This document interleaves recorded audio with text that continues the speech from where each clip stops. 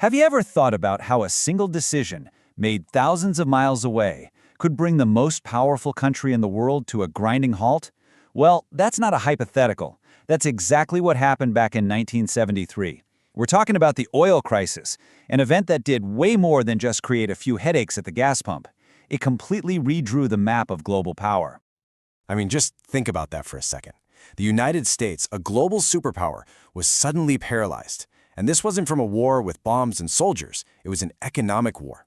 For millions of Americans, it was the first time they felt truly vulnerable, that events happening on the other side of the world could directly impact their daily lives. This wasn't just about high gas prices. It was a real psychological shock to the system. And you could see the signs of this vulnerability everywhere. I'm talking cars lined up for miles, people just hoping to get a few gallons of gas. Panic started to spread through cities as fuel shortages became the new normal. And it wasn't just gas. Prices for everything started to shoot through the roof. An economy that had seemed totally unstoppable just a little while before suddenly looked incredibly fragile, like it was right on the verge of collapse. So what on earth happened? How did things get so bad so fast? What was the trigger that sent these massive shockwaves around the entire globe? Well, to find the answer, we need to take a look at a group of nations that had been quietly taking control of the world's most critical resource. You see, a crisis like this doesn't just happen in a vacuum.